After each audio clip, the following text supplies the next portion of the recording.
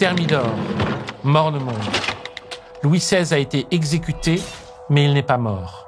Le soir de ce jour n'est pas terminé, l'Empire n'a jamais pris fin.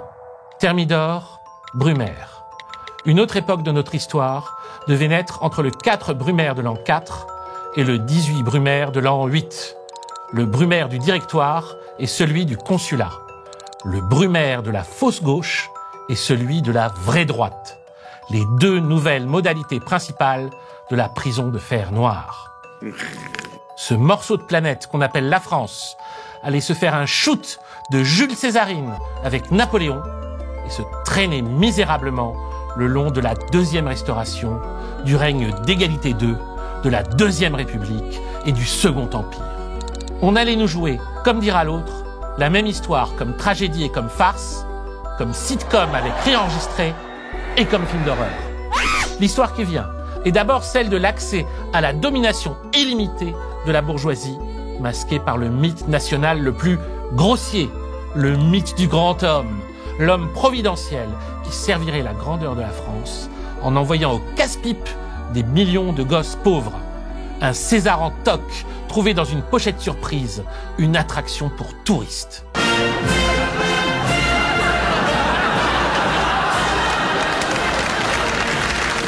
Mais cette histoire est double, et même triple.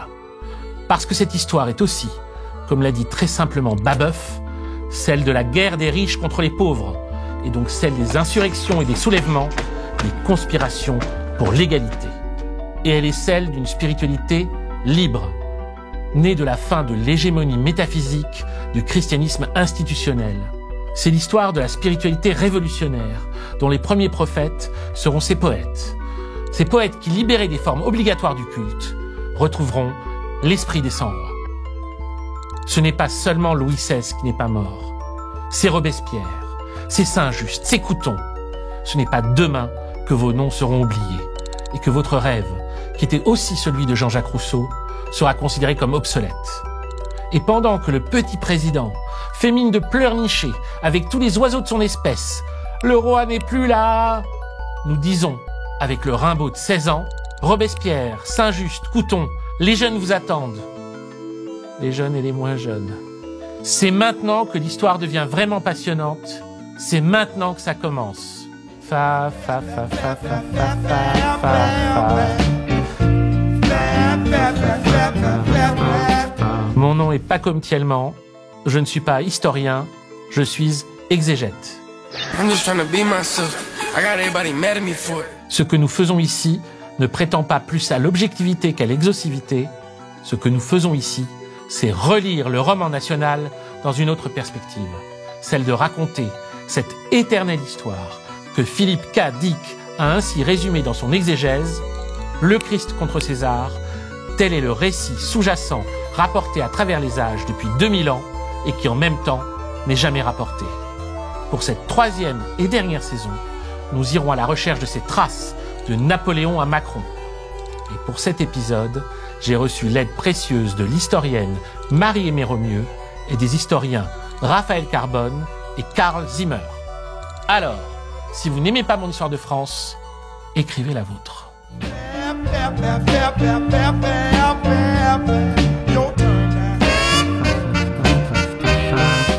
Bienvenue dans L'Empire n'a jamais pris fin, saison 3, épisode 1, Napoléon Bonaparte, l'homme qu'on nous inventa.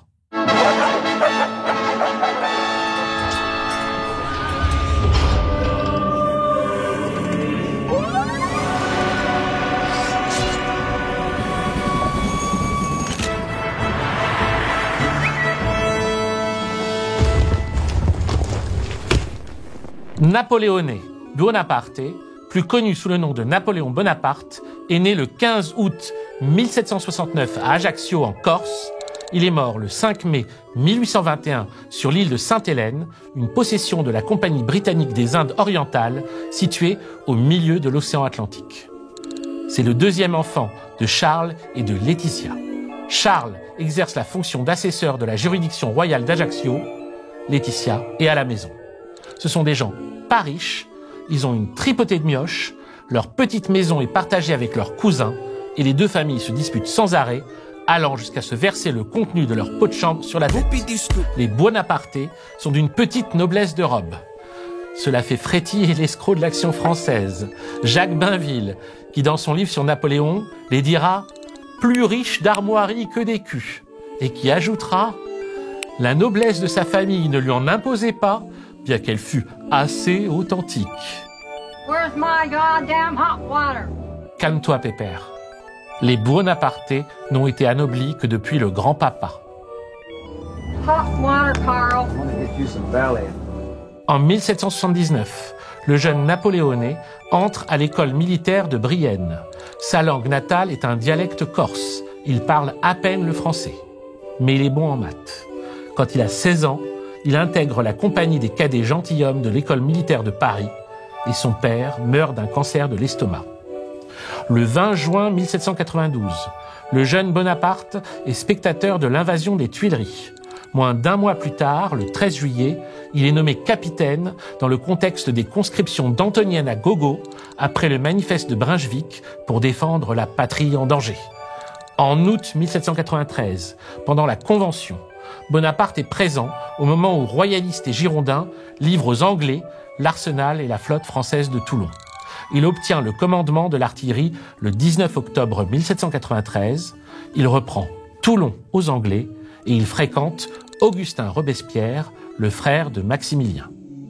Après le 9 Thermidor de l'an 2 et la chute de Robespierre, Bonaparte est brièvement arrêté à Antibes pour amitié montagnarde. Il se dédouane vite de toute sympathie pour les Robespierre. Il est libéré et va à Paris. Sa sœur Pauline couche avec une pourriture, Fréron, un ex-pote de feu Danton, un de ses représentants en mission, corrompu, sanguinaire et responsable de la chute de Robespierre qui font la fête depuis Thermidor. Et c'est un autre pote de Danton, la pourriture Barras, qui le 5 octobre 1795 demande à Bonaparte de réprimer une insurrection royaliste à Paris. 300 morts, ça, c'est fait. Alors que Barras devient un des 5 membres du Directoire, ainsi que Lazare Carnot, autre crapule anti-robespierriste. Bonaparte devient général en chef à 26 ans. Et le 11 mars 1796, Bonaparte, poussé par Barras et Carnot, rejoint l'armée d'Italie à Nice. Il va continuer les guerres de rapine qui avaient été lancées par les Girondins et qui ne sont toujours pas achevées. Au moment de Thermidor, les armées françaises étaient gagnantes sur tous les fronts. La perspective d'une paix générale semblait réalisable à court terme. On avait vu la Toscane signer un traité de paix avec la France le 9 février 1795. La Prusse signer la paix à Bâle en avril 1795, suivi par le landgrave du Hesse-Cassel. Enfin, l'Espagne, le 22 juillet 1795. Bref, à la veille de l'installation du Directoire, la République française n'avait donc plus pour ennemis que l'Autriche et l'Angleterre. C'est le moment où les faiseurs de guerre qui s'étaient opposés à Robespierre, Lazare Carnot en tête, relancent le débat des conditions de survie de la République française fraîchement éclose dans une Europe remplie de monarchies. Et c'est reparti, à la Brissot, à la Danton, sur les nouvelles limites de la France.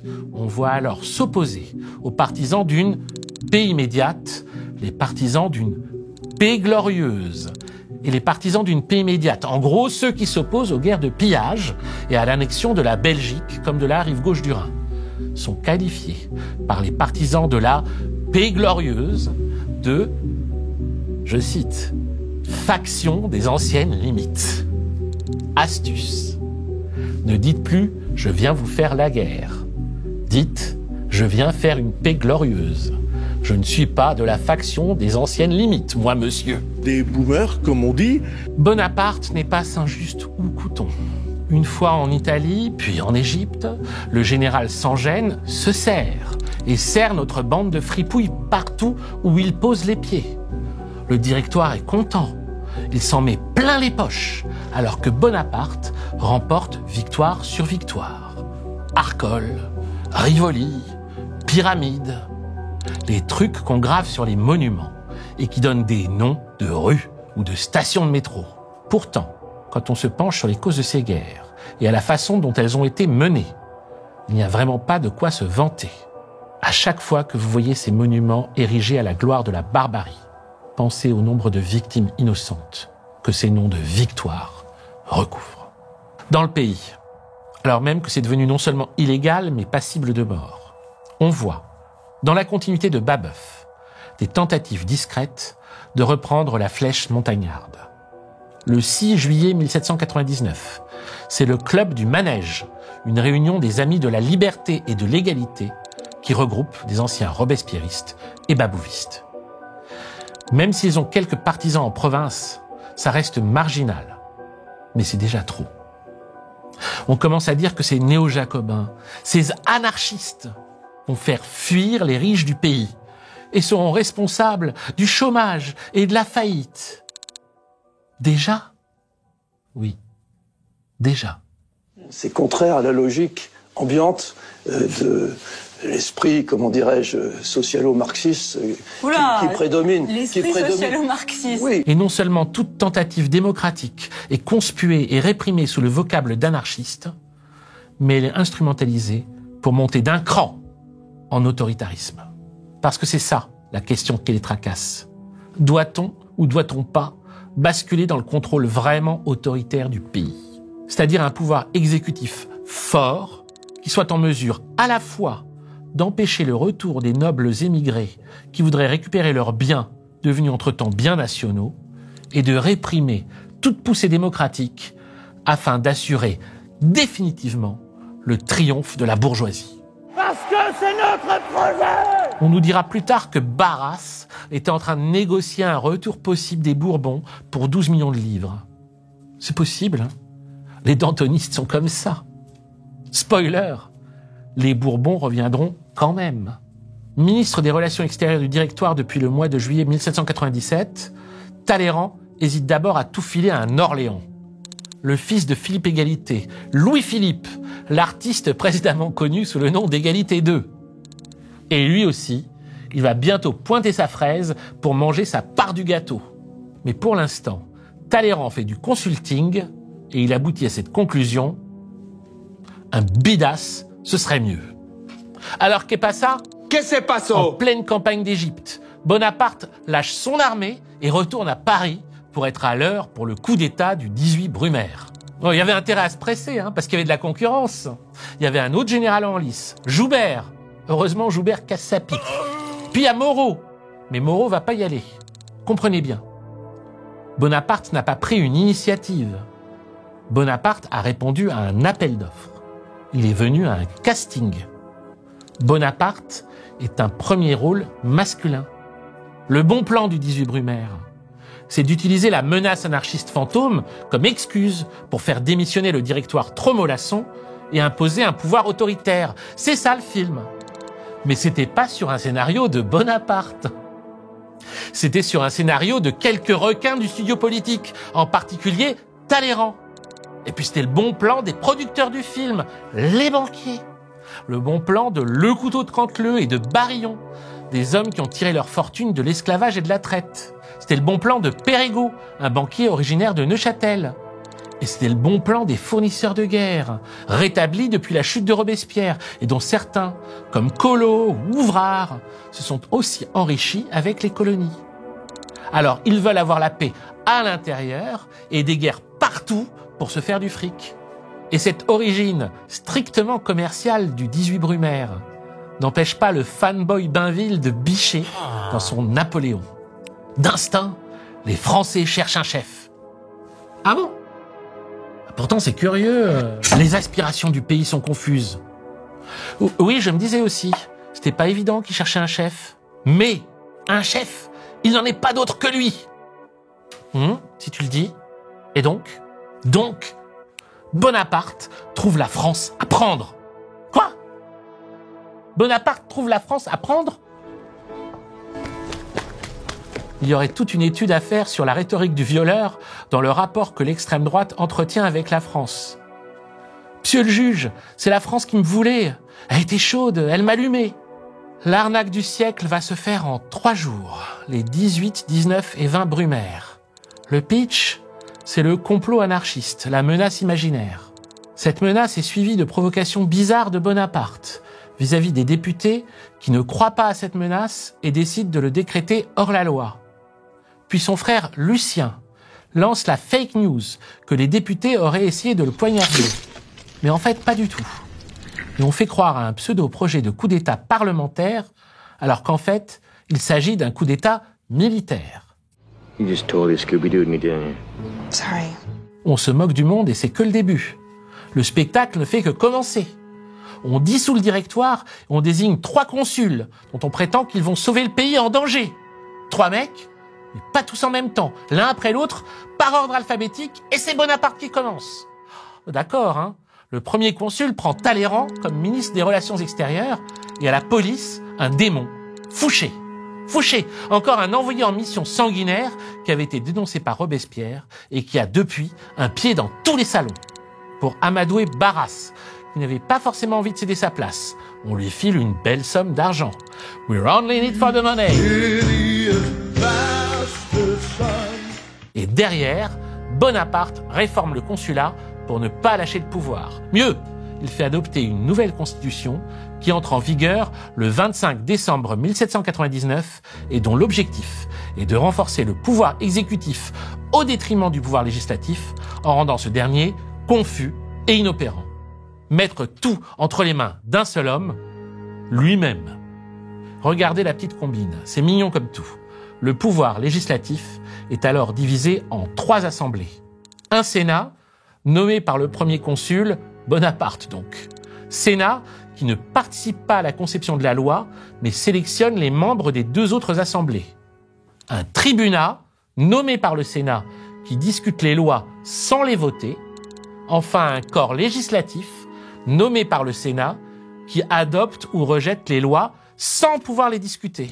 La préparation de la loi appartient donc à l'exécutif, c'est-à-dire au premier consul, c'est-à-dire Bonaparte lui-même, Bibi, Nono. Je suis Nono, le petit robot.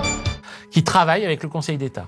Et Nono peut corriger les résultats des votes s'ils ne lui conviennent pas.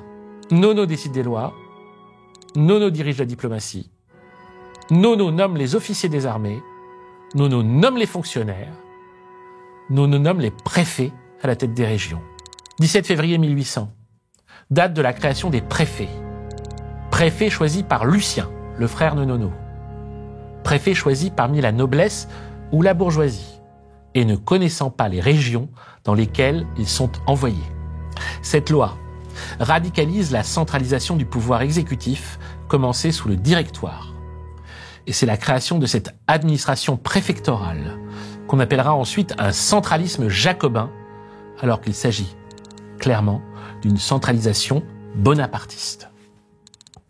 C'est ce que les historiens Marc Bélissa et Yannick Bosque n'ont cessé de nous expliquer dans leurs livres, à juste titre.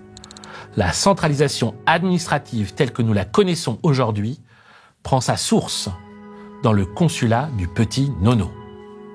Un mois plus tard, le 18 mars 1800, la justice est à son tour placée sous le contrôle du pouvoir exécutif.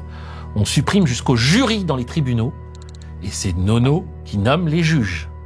C'est à cette époque que Bonaparte peut dire au calme « Les Français sont indifférents à la liberté, ils ne la comprennent ni ne l'aiment, la vanité est leur seule passion, et l'égalité politique qui permet à tous l'espérance d'arriver à toutes les places est le seul droit politique dont ils fassent cas. Il n'y a pas que le pouvoir législatif qui disparaît, il y a toute forme d'opposition. » Jacques Bainville appellera cette séquence historique un trop bref âge d'or. Vous voulez rêver un peu de cet âge d'or ? Très bien. Rêvons ensemble. Avant Brumaire, il y avait 73 journaux qui paraissaient en France. Par un arrêté du 17 janvier 1800, Bonaparte limite le nombre de journaux à 13, puis à 10. Au moment de la proclamation de l'Empire, ils ne seront plus que 8. Et tous les titres auront préalablement été rachetés et confiés à des amis du régime. Puis, c'est toute la production imprimée qui est placée sous l'inspection du ministère de la Police, qui peut saisir et détruire les stocks. Le 26 mars 1806, Nono expliquera « Une chose imprimée sans mon ordre, par le seul fait qu'elle est imprimée, constitue un appel à l'opinion et par conséquent une indiscipline. C'est cette époque de rêve donc que Louis Sarkozy, le fils de son père, qualifiera dans son espèce de livre sur Napoléon de nouveau départ pour les libraires, les bibliothécaires, les relieurs et les spécialistes de littérature dans tout le pays. C'est pas si mal. Il est pas con, le mini Sarko, quand même. Un poète, Théodore Dessorgues, pour avoir écrit une chanson dans laquelle il dit « Oui, Napoléon est un grand caméléon », est interné à l'asile de Charenton. Nouveau départ pour Desorgues. À Charenton, Desorgues peut croiser le marquis de Sade, interné pour écrit pornographique. Nouveau départ pour Sade. Et on supprime les théâtres. Ça fait des nouveaux départs pour pas mal de monde, tout ça. C'est pas tout. Fouché met au point un système centralisé de collecte et d'analyse de l'opinion. On parlera d'un réseau de 40 000 mouchards qui traînent dans les cafés, les jardins, les salons littéraires, les relais de poste ou les bordels et qui font des rapports hebdomadaires. Oui, le truc à rendre tout le monde parano. Des espions partout. Et pour avoir vraiment la paix, Fouché et Nono décident de tirer parti d'un attentat raté. L'attentat de la rue Saint-Nicaise le 24 décembre 1800. Un attentat organisé par des royalistes, mais attribué dans un premier temps à des néo-jacobins en toute connaissance de cause. Ce qui permet, bien que Fouché reconnaisse l'erreur dans un second temps, d'exiger une répression exemplaire, faisant établir le 1er janvier 1801 une liste de 700 personnes à arrêter et plus d'une centaine à déporter. Enfin, le meilleur pour la fin, le 19 mai 1802, Nono instaure la Légion d'honneur. Un ordre conçu pour rassembler les élites du pays et les placer en corps intermédiaires entre le pouvoir et l'opinion. Une saleté militaire encore à l'œuvre aujourd'hui.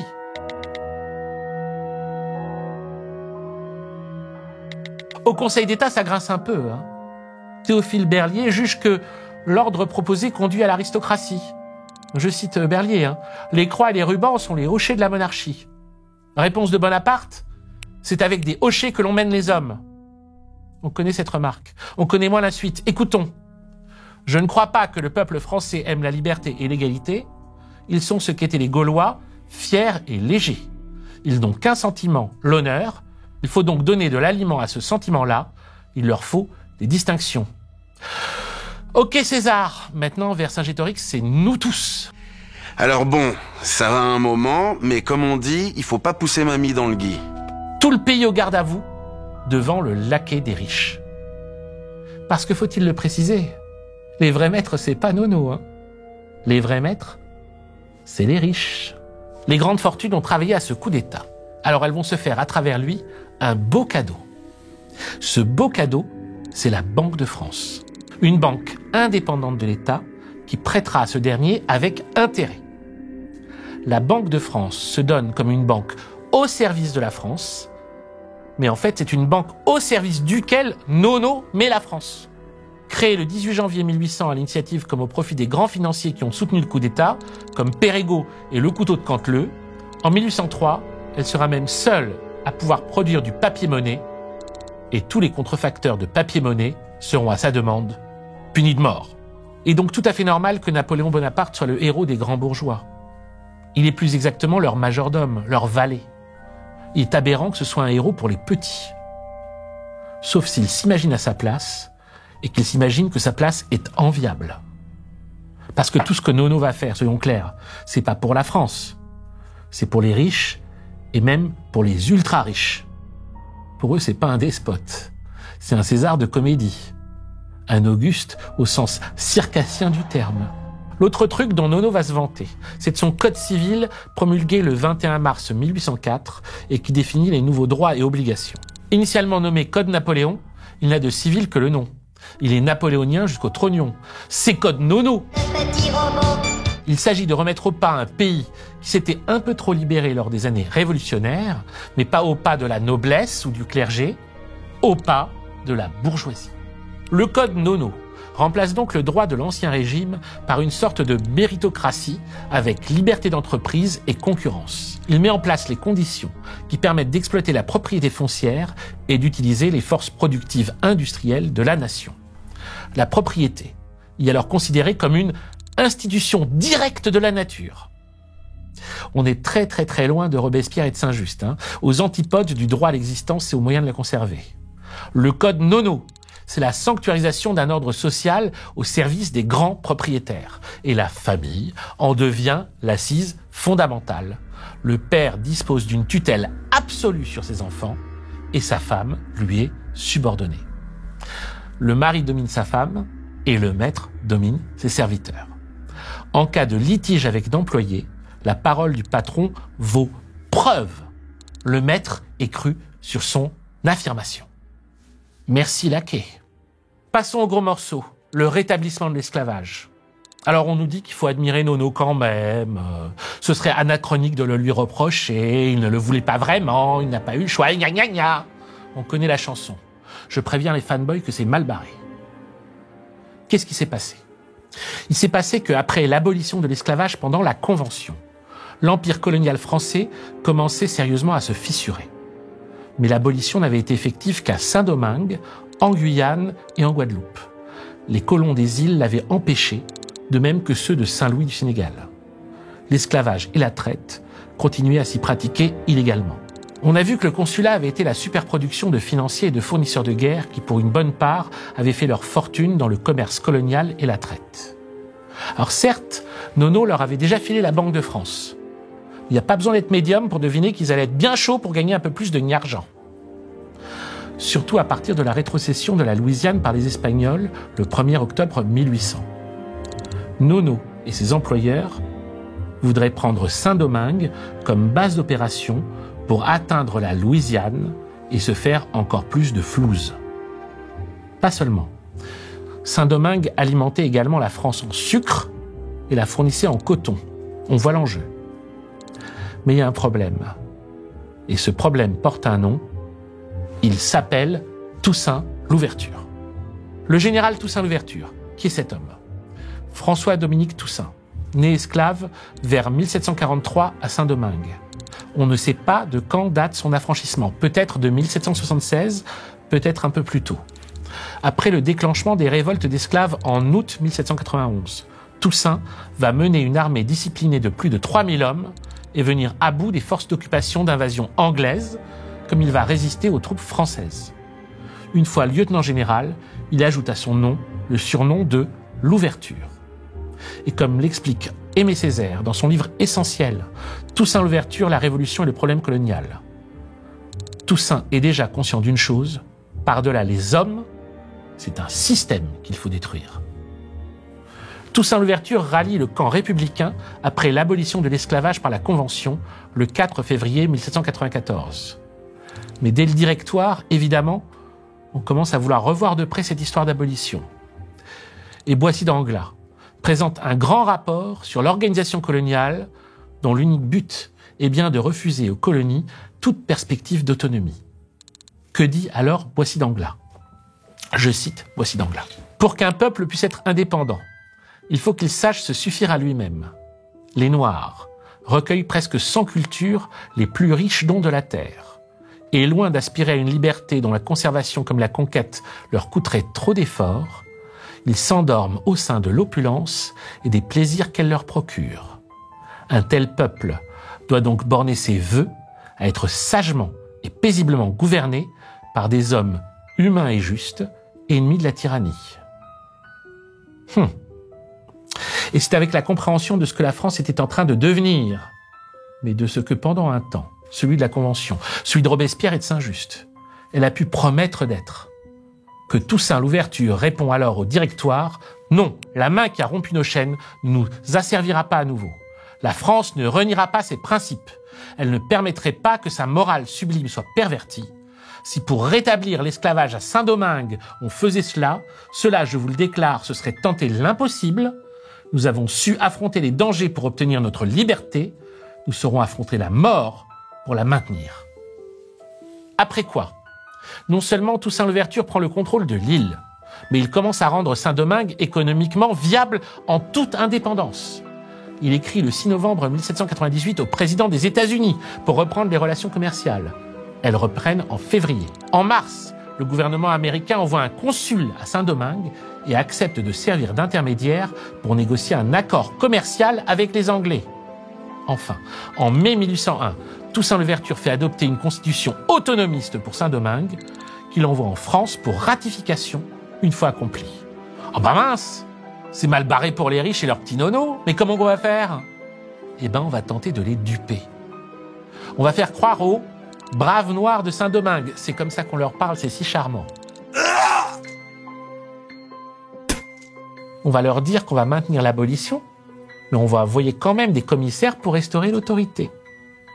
Alors le laquais des riches envoie sur place 22 000 hommes, sous la direction d'un de ses beaufs, le général Leclerc. Les instructions de Nono sont claires. Mentir, tuer et voler. Ne pas remettre en cause l'abolition dans un premier temps, mais s'emparer des généraux noirs, en particulier Toussaint Louverture, rallier ceux qu'on peut rallier, déporter les autres, désarmer tout le monde, enfin, pour finir, rétablir l'esclavage. Les troupes françaises sont trop nombreuses.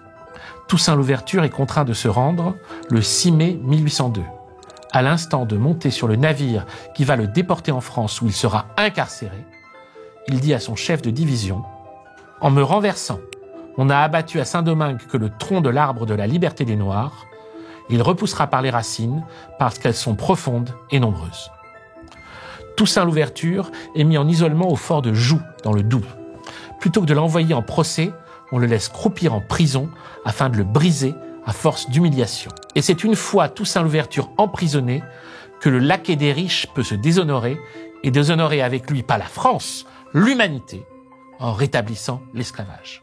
Le festival du racisme décomplexé commence le 17 mai 1802. On entend le conseiller d'État Dupuy porter le projet de rétablissement de l'esclavage et de la traite. Je cite Dupuy. On sait comment les illusions de la liberté et de l'égalité ont été propagées sur ces contrées lointaines. Si dans un sujet aussi grave il était permis d'employer les images, nous dirions que les accents d'une philanthropie faussement appliquée ont produit dans nos colonies l'effet du chant des sirènes. Puis, le 19 mai, c'est le membre du tribunat Pierre-Auguste Adet qui va jusqu'à prétendre que l'esclavage est nécessaire pour civiliser les peuples grossiers de l'Afrique. Je cite Adet. Passe encore si d'un geste philanthropique de la France, les Noirs devaient tirer quelque avantage. Hélas, il ne fallait point nourrir d'illusions à ce sujet. Et plutôt que de donner un exemple bon mais stérile, il valait mieux suivre le troupeau. Génial son image. Il vaut mieux suivre le troupeau. Enfin, le 20 mai 1802, Bonaparte décrète le rétablissement de l'esclavage et de la traite des Noirs, conformément aux lois et règlements antérieurs à 1789. Les hommes de couleur qui possédaient la citoyenneté française depuis 1792 la perdent, leur entrée en France est interdite et Bonaparte donne aux maires l'ordre de ne plus célébrer de mariage mixte. Enfin, le 12 mars 1803, lors d'une séance du Conseil d'État, cette sinistre mère du Maine déclare à Truguet, je cite Bonaparte, Napoléon Bonaparte, « Je suis pour les Blancs parce que je suis blanc. Je n'ai pas d'autre raison et celle-là est la bonne. Comment a-t-on pu accorder la liberté à des Africains, à des hommes qui n'avaient aucune civilisation, qui ne savaient même pas ce que c'était que la colonie, ce que c'était que la France. Napoléon... Explosion! Faut lui exploser sa gueule à ce dictateur! Ça leur a pas porté bonheur, cette saloperie. Tout d'abord, le laquais doit céder la Louisiane aux États-Unis en 1803. Et puis Saint-Domingue se libère quand même. Alors certes, Toussaint Louverture meurt en détention le 7 avril 1803. Mais, en novembre de la même année, l'envoyé de Bonaparte, le sanguinaire Donatien de Rochambeau, aide de camp de feu son beau-frère, qui pratique les noyades de masse et la torture. Rochambeau est contraint de capituler. Et le 1er janvier 1804, Jean-Jacques Dessalines proclame la République d'Haïti, première république noire. Le laquais aura perdu rien moins que 60 000 hommes. Comme l'avait dit Toussaint Louverture à une précédente occasion, la justice du ciel est lente, mais elle est infaillible. Et tôt ou tard, elle frappe les méchants et les chasse comme la foudre. Avec un consulat pareil, le passage à l'Empire ne va pas être difficile. Bonaparte sera donc le premier empereur français à partir du 18 mai 1804, sous le nom de Napoléon Ier. L'Empire, donc. Mais le problème, c'est que l'Angleterre n'est pas prête à être annexée. Ah donc, en 1805, Ubu, Picrocole, Napoléon met au point un plan visant à l'envahir. Plan qui sombre lors de la bataille de Trafalgar, où la flotte franco-espagnole est détruite par celle de l'amiral Nelson. Une troisième coalition de pays européens se forme, pas contre la France, contre Napoléon le forcené. Et c'est une guerre soudaine qui apparaît à l'autre bout de l'Europe. Mais le forcené réussit à battre l'Autriche et la Russie le 2 décembre 1805 à Austerlitz. Puis, en 1806, nouvelle victoire à Iéna et en 1807 à Friedland. Pour cela, le forcené brise les règles de la guerre. Il ne s'agit plus de combattre à armes égales, mais de conscrire à la Danton des centaines de milliers de gosses innocents comme chair à canon pour gagner à tout prix et anéantir son ennemi. Le 27 juin 1813, Napoléon dira à Metternich, ambassadeur d'Autriche, « Un homme comme moi se fout de la mort d'1 million d'hommes ». 1806, le forcené veut imposer un blocus continental pour détruire l'industrie et le commerce britannique. Comme le Portugal ne l'applique pas, il envahit le Portugal. 1807, le forcené impose son frère Joseph comme roi d'Espagne. Le peuple espagnol n'est pas d'accord. Très bien, guerre en Espagne pendant 6 ans. En 1812, l'Italie, l'Espagne, le Rhin, la Confédération suisse font partie de ces États vassaux. Et voilà, l'Empire est une drogue dure, il veut encore. Alors le forcené veut soumettre le Royaume-Uni. Et le tsar ne voit pas l'urgence. Napoléon décide donc d'envahir la Russie. Et il va tout perdre en 2 ans. Sur 600 000 gosses envoyés sur place, seuls quelques dizaines de milliers survivent. Le Royaume-Uni, la Russie, la Prusse et l'Autriche s'allient, et Paris tombe le 31 mars. Les mecs qui l'ont placé au sommet de leur monde l'ont mauvaise, les banquiers et leurs clients. Le majordome a pris des initiatives pas fameuses. Il les a mis dans la panade. Nono doit abdiquer. On est le 6 avril 1814, exil à l'île d'Elbe. Sure, they allowed him to keep the title of emperor, but without any power, it was meaningless. C'est la première restauration. Celle-ci est une sorte de compromis entre l'ancien régime et les acquis de la Révolution. On donne le pouvoir à un frère de Louis XVI, Louis XVIII, mais celui-ci accepte une constitution, la charte de 1814, avec respect des droits individuels. Pas de retour en arrière concernant les biens nationaux, c'est la grande peur des nouveaux riches, et un pouvoir législatif divisé en 2 chambres. Une chambre des pairs, composée de nobles, et une chambre des députés, qui ont le droit de poser des questions au gouvernement. Précision. Les députés sont élus au suffrage censitaire. À minima 300 francs de contribution directe mensuelle pour les électeurs et 1000 francs pour les éligibles. Ce qui réduit les citoyens actifs à 100 000 électeurs et les éligibles à 15 000. Les très riches, donc. Je crois à la cordée. Il y a des femmes et des hommes qui réussissent dans la société. Mais Nono revient et il n'est pas content. C'est la parenthèse dite des 100 jours. L'Angleterre, la Prusse et l'Autriche le considèrent comme hors la loi des nations. Bataille de Waterloo au sud de Bruxelles, défaite, deuxième abdication, définitive celle-ci, le 22 juin 1815, exil à Sainte-Hélène. Une fois de plus, la petite roquette décolle vers d'autres cieux. Ok, c'est l'heure des comptes. Au moment du départ de Napoléon à Sainte-Hélène, l'Europe a perdu 6 millions d'hommes, dont 2 millions de Français. La France est économiquement ruinée, le territoire national ramené à une étendue moindre que sous Louis XVI, et son influence internationale réduite à néant. C'est ça le bilan du régime. Et comme écrira Simone Weil dans son texte « Quelques réflexions sur les origines de l'hitlérisme », Napoléon n'a pas inspiré au monde moins de terreur et d'horreur qu'Hitler, ni moins justement. On prétend que Napoléon a propagé les armes à la main, les idées de liberté et d'égalité de la Révolution française, mais ce qu'il a principalement propagé, c'est l'idée de l'État centralisé. L'État comme source unique d'autorité et objet exclusif de dévouement. L'État ainsi conçu, inventé pour ainsi dire par Richelieu, conduit à un point plus haut de perfection par Louis XIV. Napoléon a fini aigri. à se plaindre de son sort toute la journée, devant son fanboy Las Cases, qui écrit sous sa dictée le mémorial de Sainte-Hélène. Plus de 1000 pages d'autosatisfecit mises en forme par un tiers avec un arrière-goût d'amertume. Pourtant, Sainte-Hélène, c'est typiquement ce que Louis Sarkozy aurait pu appeler un nouveau départ. J'ai goûté une mangue en Colombie, après 1h30 de balade à cheval.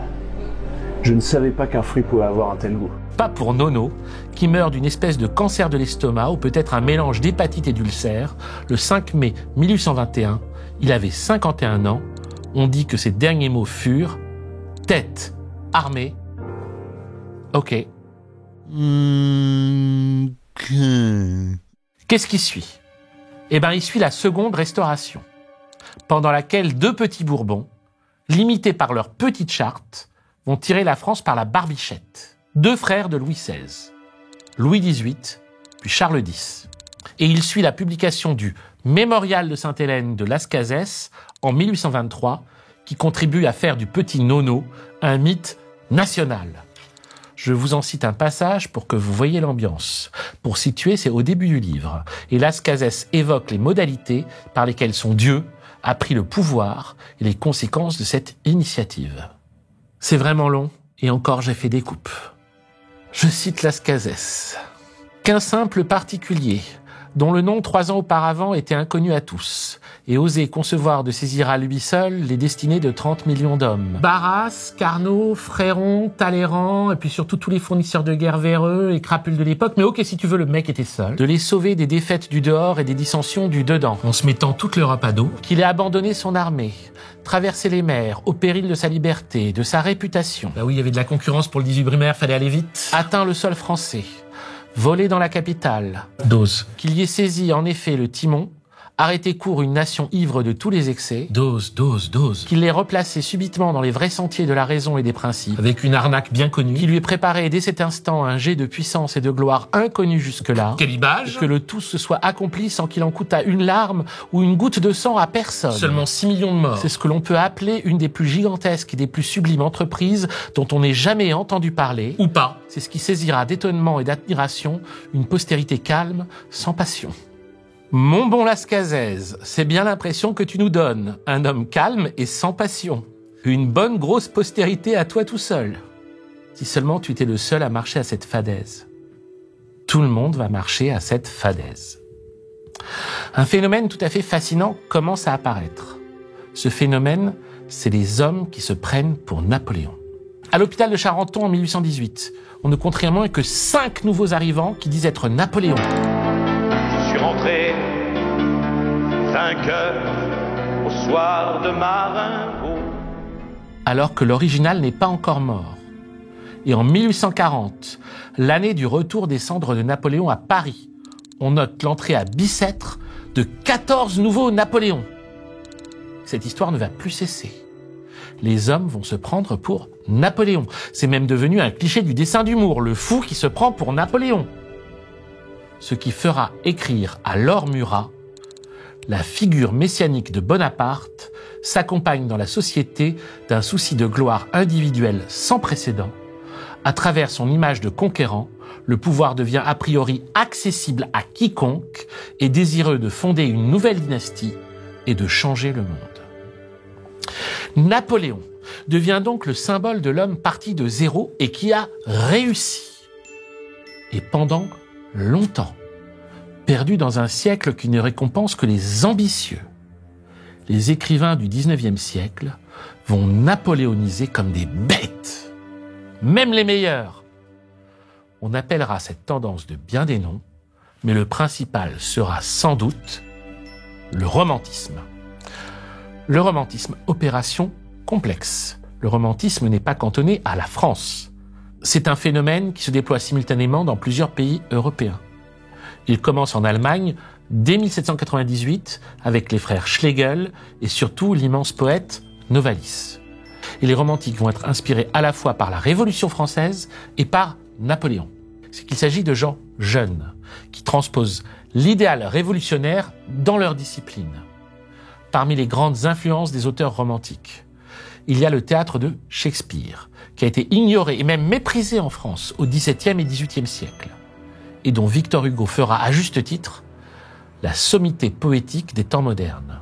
Disons-le hardiment, écrit Hugo en 1827 dans la préface de Cromwell, préface qui est un peu le manifeste du drame romantique, rejetant les règles du théâtre classique et mêlant les registres du sublime et du grotesque, du recherché et du vulgaire.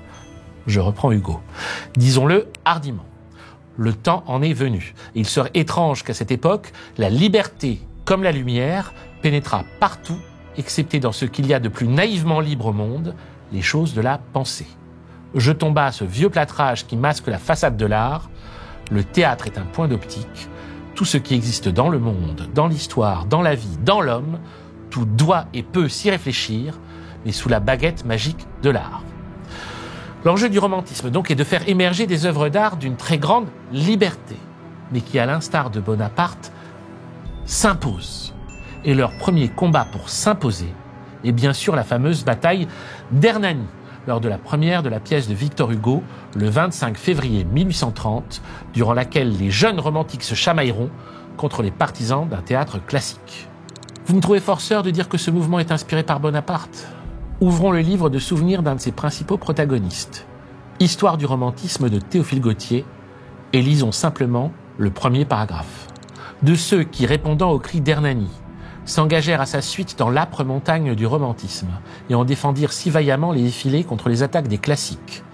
Il ne survit qu'un petit nombre de vétérans, disparaissant chaque jour comme les médaillés de Sainte-Hélène. Le chef rayonnant reste toujours debout sur sa gloire, mais le souvenir des soldats obscurs va bientôt se perdre, et c'est un devoir pour ceux qui ont fait partie de la grande armée littéraire d'en raconter les exploits oubliés. C'est beaucoup mieux écrit que Las Cases. Beaucoup mieux écrit. Mais ça reste très militaire. Et si on n'avait pas bien compris, Gautier en remet une couche quand quelques pages plus loin, il évoque leur chef rayonnant, le général Victor Hugo. Dans l'armée romantique comme dans l'armée d'Italie, tout le monde était jeune. Les soldats, pour la plupart, n'avaient pas atteint leur majorité et le plus vieux de la bande était le général en chef, âgé de 28 ans. C'était l'âge de Bonaparte et de Victor Hugo à cette date. Alors certes, l'art ne s'impose pas par la violence coercitive et le romantisme va produire des chefs-d'œuvre. Mais dans l'enracinement, Simone Weil se montrera très critique. Je cite Simone Weil. « Les romantiques furent des enfants qui s'ennuyaient parce qu'il n'y avait plus devant eux la perspective d'une ascension sociale illimitée. Ils cherchèrent la gloire littéraire comme produit de remplacement. » Et dans ses quelques réflexions sur les origines de l'hitlérisme, elle demandera également que penser de tant de vers de Hugo à l'éloge des conquêtes françaises, où l'habitude ne nous laisse plus voir qu'un exercice littéraire. Pardon Hugo, mais c'est vrai, tu as napoléonisé plus qu'à ton tour. Je cite Victor Hugo. Toujours lui partout, ou brûlant ou glacé, son image sans cesse ébranle ma pensée. Il verse à mon esprit le souffle créateur. Je tremble, et dans ma bouche abondent les paroles, quand son nom gigantesque, entouré d'auréoles, se dresse dans mon vers de toute sa hauteur. Histoire, poésie, il joint du pied vos cimes, et perdu je ne puis dans ces mondes sublimes remuer rien de grand sans toucher à son nom. Oui, quand tu m'apparais pour le culte ou le blâme, les chants volent pressés sur mes lèvres de flamme. Napoléon! Victor Hugo se rattrapera et il fera entre autres avec Les Misérables, Les Travailleurs de la mer ou L'Homme qui rit des monuments romanesques, encore plus poétiques que ses poèmes, à la gloire des pauvres, des solitaires et des frics. On t'aime quand même, Victor Hugo. On t'aime d'amour. Mais reste que pendant longtemps, on va faire de Bonaparte un fils de la Révolution, qui se serait opposé aux puissantes dynasties de la vieille Europe, et une espèce de self-made man, qui ne devrait son succès qu'à lui-même. Presque un contestataire de l'ordre établi. Presque un rocker. Cette blague. Dans cette salade, il s'agit toujours de faire du cherry-picking dans l'histoire du gars. Mais tout de même, comment peut-on passer aux pertes et profits le rétablissement de l'esclavage, le règne de la censure et de la police, ou les 6 millions de morts? Bonaparte, fils de la Révolution, c'est le poncif avec lequel Cavana, pourtant un immense fan de Victor Hugo, s'amusera au début des Aventures de Napoléon, chef-d'œuvre d'esprit harakiri. Coucou Virginie. Le jeune Napoléon Bonaparte s'était rallié avec enthousiasme aux idées nouvelles.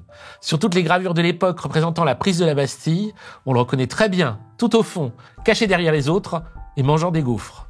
Peut-être faut-il d'abord voir dans cette napoléomanie une réaction à la gueule de bois de la Restauration, le retour des petits Bourbons, le dégoût de la Révolution confisquée, et aussi et surtout une confusion sur les origines de ce grand retour en arrière. Confusion nourrie à la fois par la légende noire de Robespierre et par la légende dorée de Napoléon. De saletés qui nous ont trompés et qui nous trompent encore aujourd'hui.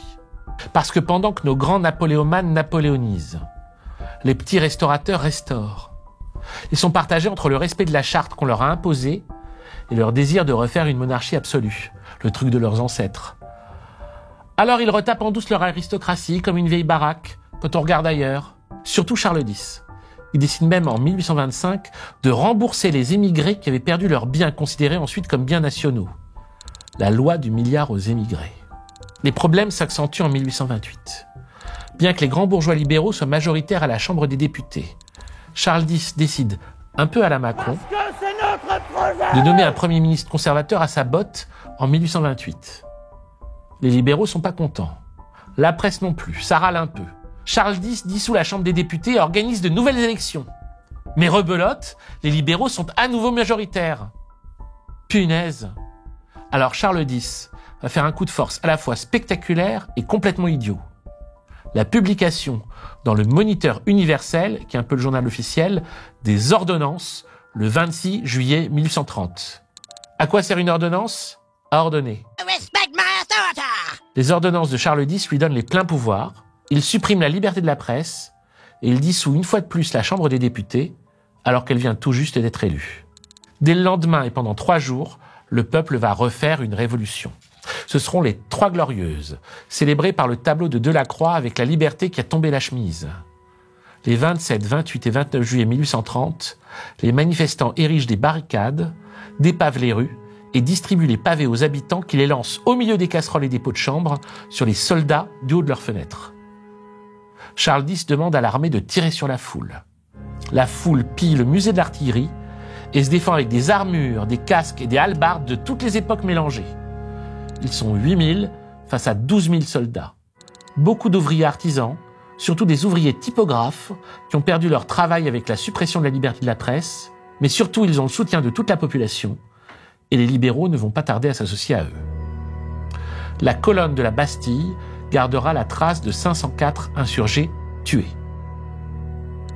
C'est le peuple, une fois de plus, qui a défait le régime monarchique. Mais c'est un banquier, Jacques Laffitte, qui va s'opposer aux revendications des républicains et imposer, pour la suite, Louis-Philippe. Et là qui va là, égalité 2. Alors qu'il conduit égalité 2 en triomphe à l'hôtel de ville, Laffitte laisse échapper ce mot. Désormais, ce sera le règne des banquiers. Un banquier d'affaires doit être intelligent, souple, rapide, et s'il peut être en plus charmant, parce que c'est quand même un métier de pute. Oups. Alors certes, les 3 Glorieuses vont briser la prétention de la noblesse à diriger le pays comme au bon vieux temps. Mais elles ne vont que davantage laisser le champ libre à la grande bourgeoisie. Louis-Philippe n'est pas roi de France, seulement roi des Français. Mais s'il révise la charte constitutionnelle en limitant davantage ses pouvoirs et en baissant le coût du suffrage censitaire, il ne le baisse que de 300 à 200 francs. Ce qui augmente le corps électoral de 100 000 à 240 000 électeurs pour une population d'environ 33 millions d'habitants. Autour de 2% d'hommes en âge d'aller voter. Ce ne sera donc même pas toute la bourgeoisie qui va régner. Seulement une petite portion de celle-ci. Les banquiers, les propriétaires des mines et les magnats de l'industrie des chemins de fer. Et niveau corruption, ça va aller assez loin. Une partie des ministres sera intéressée comme actionnaire dans les travaux de voies ferrées. On va voir le passage de la Restauration à la monarchie de Juillet décrit dans la Comédie humaine de Balzac. Un labyrinthe de romans, tous plus géniaux les uns que les autres, écrits de 1829 à 1848 et reliés par des personnages qui reviennent d'un récit à l'autre. avec un pôle royaliste situé au Faubourg Saint-Germain à Paris et un pôle bancaire à la Chaussée-d'Antin. Et avec tous ces jeunes gens qui viennent de province, montent à Paris et veulent réussir, comme des Napoléons des affaires, des Napoléons des lettres, des Napoléons de la politique. Rastignac, dans le Père Goriot, qui déclare en regardant Paris « À nous deux maintenant !» Rubempré, dans Illusion perdue, qui dit « Voilà donc mon royaume, voilà le monde que je dois dompter !» Qui donc domine en ce pays sans auteur, sans croyance, sans aucun sentiment, mais d'où partent et où aboutissent tous les sentiments, toutes les croyances et toutes les mœurs, écrit Balzac dans les premières pages de La fille aux yeux d'or. Qui domine ? L'or et le plaisir. Prenez ces deux mots comme une lumière et parcourez cette grande cage de plâtre, cette ruche à ruisseau noir, et suivez-y les serpenteaux de cette pensée qui l'agite, la soulève, la travaille. L'or et le plaisir, soit les antagonismes de classe et les pulsions. Et ceux qui tirent leurs épingles du jeu, comme Rastignac qui devient ministre, comme ceux qui n'y arrivent pas, comme Rubempré qui se suicide en prison, tous ont exactement les mêmes motivations. Ils sont pris à l'intérieur des serpenteaux de l'or et du plaisir. Ils veulent réussir, mais pour des raisons qui tiennent moins à leur subjectivité qu'aux conditions objectives de leur existence. Ils ne se retrouvent pas impliqués dans les mêmes circuits du labyrinthe. C'est pourquoi Victor Hugo a pu dire que Balzac, malgré ses convictions monarchistes et catholiques, était un écrivain révolutionnaire. C'est pourquoi Karl Marx a pu le citer dans Le Capital. Friedrich Engels déclarait qu'il a plus appris dans Balzac sur l'économie et la politique qu'en lisant les économistes et les historiens. Georges Lukács, enfin, écrire que la tragique décomposition des idéaux bourgeois sous la poussée de leur propre base économique capitaliste est rapportée pour la première fois en totalité dans Les Illusions perdues. Oui, ce ne sont pas les décisions individuelles qui ont de l'impact sur les vies des personnages de la comédie humaine. Ce sont les mutations de la société elle-même. Le règne d'égalité II, la monarchie de Juillet, va durer 18 ans. 18 ans de sentiments d'injustice et d'impuissance politique, avec régulièrement des soulèvements réprimés dans le sang. Les révoltes des Canuts à Lyon, en 1831 et 1834. Le 2 juin 1832, des barricades et des combats meurtriers dans le quartier Saint-Méry. Combats présents dans Les Misérables de Victor Hugo. Et à la suite de nouvelles barricades, le 14 avril 1834, le massacre de la rue Transnonain. Rue Transnonain, une rue située à l'époque entre la rue Michel-le-Comte et la rue Homer. Massacre ordonné par Adolphe Thiers, ministre de l'Intérieur, qui dit alors au général Bugeaud et à sa troupe « Il faut tout tuer. Amis, pas de quartier, soyez impitoyables. » 2 semaines après cette boucherie, et là qui va là, égalité 2.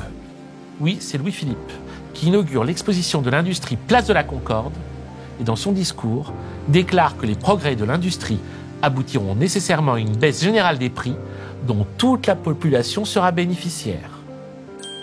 Une espèce de théorie de ruissellement avant l'heure. Et ça, alors qu'à Paris, dans la plupart des grandes villes, l'écart est désormais de 1 à 10 000 entre les fortunes déclarées. 1% des habitants détient 30% de la fortune globale et 68% des Parisiens décèdent sans aucun bien. C'est le moment où apparaît la photographie. Et la photographie va changer beaucoup de choses. La photographie est une invention scientifique et une nouvelle discipline artistique, mais c'est aussi un outil de fichage policier. En 1805, l'administration de Napoléon avait rendu obligatoire la numérotation des immeubles dans les grandes villes. C'était un apport indéniable pour les opérations de police. À cela s'ajoutera désormais la photographie, qui permettra pour la première fois de fixer sans ambiguïté les traits d'un suspect. Pendant ce temps, 4000 fabriques, forges et usines apparaissent. C'est pas le ruissellement annoncé par égalité 2. Les ouvriers sont payés 2 francs par jour, juste assez pour ne pas mourir de faim. Dans certaines villes, comme Lille, ils sont logés dans des caves souterraines et étroites, où l'air n'est jamais renouvelé. Une autre des conséquences de cette industrialisation dont Louis-Philippe nous vantait les merveilles à venir, c'est le travail des enfants. Conséquence directe de la misère et d'une mécanisation des tâches permettant le recrutement d'une main-d'œuvre peu qualifiée. Dans un rapport de 1832, on peut lire « Il reste 16 à 17 heures debout chaque jour, dont 13 au moins dans une pièce fermée, sans presque changer de place ou d'attitude. Ce n'est pas là un travail, c'est une torture. Et on l'inflige à des enfants de 6 à 8 ans, mal nourris, mal vêtus, obligés de parcourir dès 5 heures du matin la longue distance qui les sépare de leurs ateliers et qu'achèvent d'épuiser le soir leur retour de ces mêmes ateliers. Ils sont maigres, chétifs, ridés. Leur ventre est gros et leurs membres émaciés. Leur colonne vertébrale est courbée ou leurs jambes sont torses. Leur cou est couturé ou garni de glandes. Leurs doigts sont ulcérés et leurs os gonflés ou ramollis. Enfin, ces petits malheureux sont tourmentés, dévorés par les insectes. Entre 1840 et 1848, on compte plus de 140 000 enfants travaillant en industrie.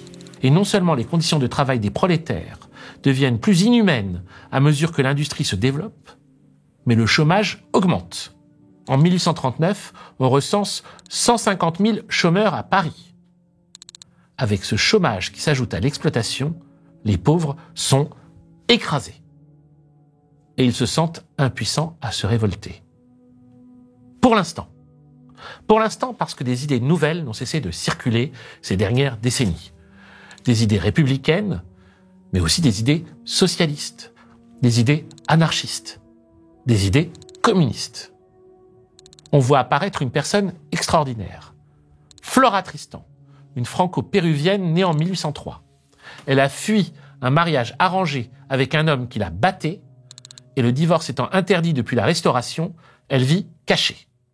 Elle voyage et dénonce successivement le système de l'esclavage dans les pérégrinations de la paria et le travail en usine dans les promenades dans Londres. Elle lance l'idée de la solidarité des travailleurs et de l'union ouvrière. Je cite Flora Tristan. La classe ouvrière est un tout et elle doit se faire connaître comme un tout. Elle a même le projet d'une internationale ouvrière, d'où le slogan « Prolétaires de tout pays, unissez-vous ». Slogan que Marx et Engels n'ont fait que reprendre à la fin du manifeste du Parti communiste, 4 ans après sa mort, et sans la citer. Eh ben alors les mecs, pas gênés, hein? Et Flora Tristan associe à ce combat une lutte pour l'émancipation des femmes. L'homme le plus opprimé peut opprimer un être qui est sa femme. Elle est le prolétaire du prolétaire même. Enfin, aux antipodes d'Hegel, qui nomme Napoléon l'âme du monde et considère que le grand homme, à l'instar de Jules César, peut écraser maintes fleurs innocentes parce qu'il réalise l'histoire. Super. Flora Tristan écrit quelques pages sur Napoléon où les choses sont enfin dites avec lucidité, sans le délire habituel. Je cite Flora Tristan. Napoléon est le souverain qui a porté le plus loin la puissance de la force sur les peuples qu'il dominait. Mais que nous a-t-il laissé de durable? Quelle est celle de ces institutions qui a amélioré le sort de l'humanité? Il a substitué ses préjugés, ses instincts de tyrannie aux principes libéraux de la législation républicaine. Sous son règne, la censure était partout. Il traitait les Français comme des enfants auxquels on fait apprendre ce qu'ils doivent dire et penser. Il a agité le sol européen jusque dans ses fondements. Il n'y a pas déposé une semence de liberté. C'était pour lui une nécessité, une condition d'existence, car la puissance qu'il exerçait aurait bientôt perdu toute autorité morale si on avait pu, en quelque lieu ce fût, en discuter le droit. Et l'esprit de révolte se serait propagé de proche en proche. Flora Tristan meurt le 14 novembre 1844. Son dernier ouvrage, complété d'après ses notes, et publié en 1846, c'est L'émancipation de la femme ou le testament de la paria. Elle y prend des accents messianiques et mystiques. Un homme s'est dévoué jusqu'à la mort. Le testament qu'il a laissé a été l'évangile. Je veux aimer comme il a aimé et mourir comme il est mort. À moi aussi, il me faut un calvaire pour y proclamer, en mourant, l'émancipation de la femme. Et elle lance une phrase qui pourrait bien être, après 2 siècles de visionnaires déclarés déments, le slogan antivalidiste qu'il nous faudrait aujourd'hui. Je serai folle s'il le faut, ce sont les fous qui ont sauvé le monde. Toutes ces idées sociales nouvelles se répandent à travers des banquets. Banquets qui sont les principaux lieux de politisation de la société. Ça ne plaît pas à Égalité 2, qui interdit un banquet qui doit se tenir à Paris le 22 février 1848. Pourtant, ce banquet, c'était pas le sommet de la ferveur révolutionnaire. C'était juste un banquet en faveur d'une réforme électorale. Les intéressés se rassemblent quand même devant la Madeleine et font un cortège qui va de la Concorde aux Champs-Élysées. Les cafés soutiennent les insurgés, et même la garde nationale dépose ses fusils et fraternise avec la foule. Et là, en seulement 2 jours, c'est qui s'en va? Égalité 2. Oui, en seulement 2 jours, Louis-Philippe démissionne. Un gouvernement provisoire est constitué. Gouvernement de compromis, avec un peu de tout, même des socialistes, et même un ouvrier, Albert, de son vrai nom Alexandre Martin. Pas mal de bonnes choses vont être décrétées par ce gouvernement provisoire. On rétablit l'abolition de l'esclavage, c'est pas trop tôt. Et on passe au suffrage universel, certes toujours masculin. Mais ce que le peuple demande, là, maintenant, tout de suite, c'est du travail. Et du travail, il n'y en a pas. Alors on va créer des ateliers, financés par l'État, afin de résorber le chômage. On a longtemps dit qu'il s'agissait de travaux de terrassement, monotones et inutiles. Il est possible que cette image négative ait été surtout construite par la propagande conservatrice. Et puis on a exagéré leurs coûts pour révolter les paysans des campagnes en produisant de faux rapports alarmistes alors qu'ils ne représentaient qu'1% du budget du gouvernement. Comme ce que le gouvernement cherche, c'est à se faire accepter par la bourgeoisie. Plutôt que de faire douiller les riches avec un impôt progressif, on fait douiller tout le monde en demandant une taxe additionnelle de 45 centimes sur les impôts directs. Les paysans sont en colère contre ce gouvernement à qui ils reprochent de financer des ateliers pour les chômeurs avec l'impôt des 45 centimes. Vous me suivez? En avril, élection de l'Assemblée constituante. Les paysans votent, et ils votent pour les conservateurs. Il y a malgré tout encore une majorité de républicains libéraux à l'Assemblée, mais en juin, lors des élections législatives complémentaires, les conservateurs continuent à progresser. Alors, sous la pression des conservateurs, qui disent qu'il est scandaleux de payer les ouvriers à ne rien faire, les libéraux décident de liquider les ateliers le 21 juin. La honte. Les ouvriers qui se retrouvent sans emploi répondent par une insurrection. Et les premières barricades sont dressées le 23 juin. Cette insurrection va durer à nouveau 3 jours. Mais cette fois-ci, pas de fraternisation. Et la répression sera inouïe. Il n'a jamais été possible de donner une estimation exacte de l'ampleur du massacre. Aujourd'hui, on penche pour 12 000 morts du côté des insurgés en 3 jours, contre 1500 dans les forces de l'ordre, plus 25 000 arrestations, 11 000 condamnations à la prison, 1500 fusillés sans jugement et 4 000 prisonniers déportés en Algérie. Du jamais vu jusque-là. Il n'y a même plus l'excuse de la noblesse. Ce sont des républicains qui ont tué d'autres républicains, et avec une violence hors du commun. Comme l'expliquera Dolph Heller dans son livre « Le spleen contre l'oubli », cet événement hors du commun va faire l'objet d'un refoulement collectif, lui aussi hors du commun. Et ce refoulement va devenir un motif de la littérature française. En particulier chez le poète Charles Baudelaire, dans Les Fleurs du Mal. Baudelaire, avant d'être, selon ses propres dires, physiquement dépolitiqué par le coup d'État de Napoléon III, Baudelaire avait été un disciple de Robespierre.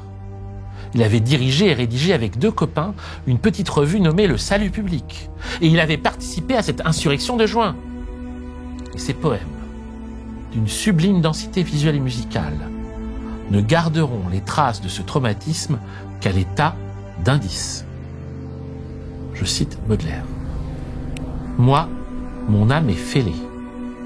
Et lorsqu'en ses ennuis, elle veut de ses chants peupler l'air froid de ses nuits, il arrive souvent que sa voix affaiblie semble le râle épais d'un blessé qu'on oublie, au bord d'un lac de sang, sous un grand tas de morts, et qui meurt sans bouger dans d'immenses efforts. »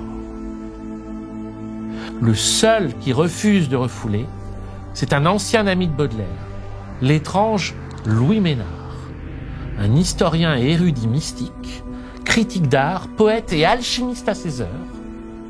Et Louis Ménard va documenter de manière systématique les horreurs de juin et les décrire minutieusement dans un livre essentiel, Prologue d'une révolution, publié début 1849. Je cite Louis Ménard. « C'est dans le Marais et dans les quartiers Popincourt et du Temple que se livrèrent les combats les plus sanglants. C'est aussi là qu'on vit le plus de générosité dans le parti du peuple et d'acharnement parmi les vainqueurs. 2 prisonniers, un soldat de ligne et un tambour, étant tombés entre leurs mains, leur dirent « Fusillez-nous ». Les démocrates ne fusillent personne, leur fut-il répondu. Lorsque la mairie fut reprise, tous les ouvriers qui y étaient furent fusillés. Les cadavres furent amoncelés dans la rue jusqu'à la hauteur d'une barricade. Comme les autres quartiers, le faubourg Saint-Antoine fut après le combat le théâtre de perquisitions, d'arrestations sans nombre, d'exécutions et même de pillages. Plusieurs femmes furent violées, 3 furent précipitées d'une fenêtre rue de Charenton. Après ces horreurs, en décembre 1848, premières élections présidentielles. On va élire pour la première fois, au suffrage universel masculin, un président qui siégera à l'Élysée et qui dirigera le pays pour un mandat de 4 ans non renouvelable. LOL. Et le gagnant sera un candidat qu'on n'attendait pas, Louis-Napoléon Bonaparte, le neveu de son oncle, qui va être élu avec 74,2% des voix. Toutes les ressources de la réclame furent employées pour prôner cette candidature, écrit quasiment en direct Louis Ménard. 7 journaux impérialistes fonctionnèrent à la fois. Les royalistes voyaient avec plaisir ces intrigues qui leur préparaient les voies, et une partie du peuple, accusant la République des fautes de ceux qui l'exploitaient à leur profit, se groupait autour d'un nom qui restera populaire tant que l'éducation morale et politique du peuple ne sera pas faite. Et comme dira de son côté son ex-pote dépolitiqué Baudelaire, en somme, devant l'histoire et devant le peuple français, la grande gloire de Napoléon III aura été de prouver que le premier venu peut, en s'emparant du télégraphe et de l'imprimerie nationale, gouverner une grande nation. Les Bourbons étaient les champions de la grande propriété foncière, et Louis-Philippe était celui de la banque. Louis-Napoléon Bonaparte va se donner comme le candidat des paysans propriétaires. Il se prétend même sensible à la question sociale et publie en 1844 une espèce de livre, L'extinction du paupérisme. Mais une de ses premières décisions, une fois élu, est le maintien de l'impôt sur le sel, dont le gouvernement provisoire avait décrété l'abolition. Un crachat à la gueule de ses électeurs. Ben ouais. Comme sur un dessin de Reiser, les Français ont voté comme des cons. Cette humiliation couronnée de gloire rendra Baudelaire amer et misanthrope. Je cite encore Baudelaire. Imbéciles sont ceux qui croient que de pareilles choses peuvent s'accomplir sans la permission du peuple, et ceux qui croient que la gloire ne peut être appuyée que sur la vertu. Les dictateurs sont les domestiques du peuple, rien de plus, un foutu rôle d'ailleurs, et la gloire est le résultat de l'adaptation d'un esprit avec la sottise nationale. Question complexe, et qui nous renvoie à la distinction établie jadis par Rousseau entre l'intérêt général et la somme des intérêts privés, et des conditions nécessaires pour une population afin de choisir cet intérêt général contre cette somme des intérêts privés. Question complexe, mais surtout compliquée par l'advenue du télégraphe et de l'imprimerie nationale, en gros, par l'advenue des médias. Et non seulement Louis-Napoléon Bonaparte écrase tout le monde aux élections, mais insatisfait de n'avoir que 4 ans pour sa gueule, il s'offre un coup d'État le 2 décembre 1851. Le pire, c'est que ce coup d'État était prévu depuis une paye. Louis-Napoléon Bonaparte avait fait des tentatives de coup d'État ratées en 1836 et en 1840. Il avait financé avec l'héritage de maman des brochures de propagande pour le bonapartisme, le gouvernement d'un seul par la volonté de tous.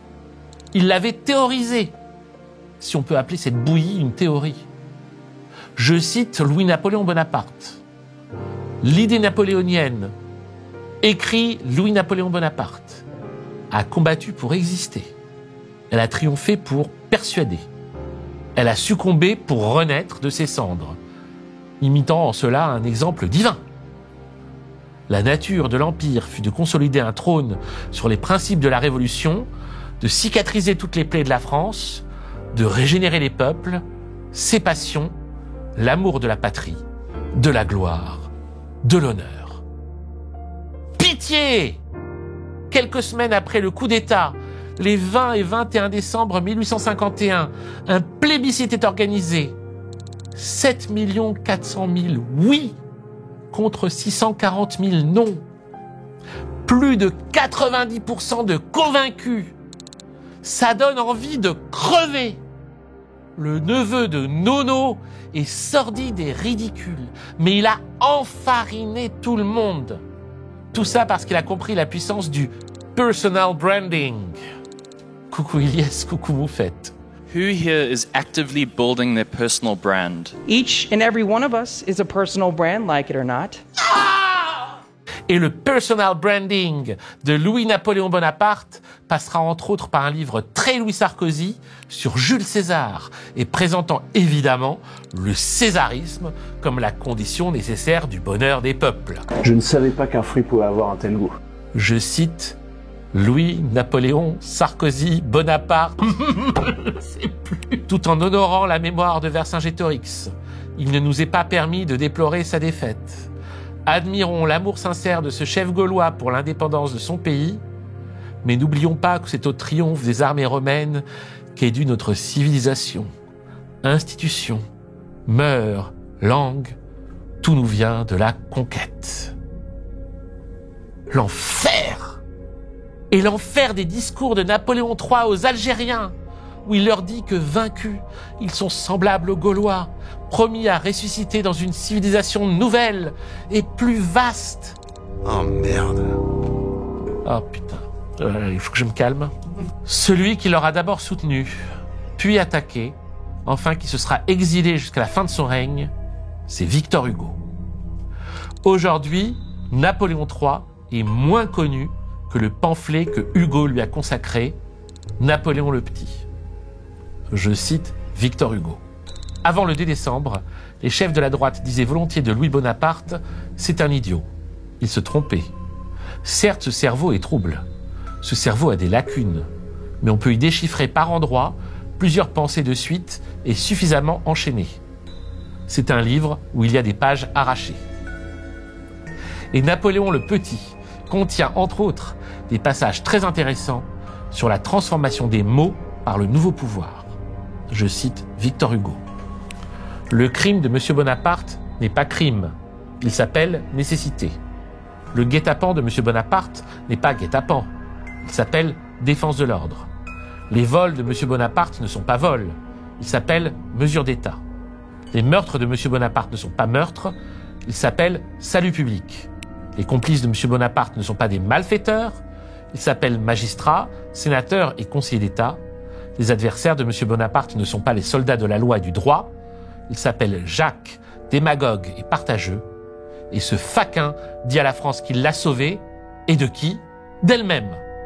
Comme on disait au XVIIIe siècle, un faquin. Un faquin.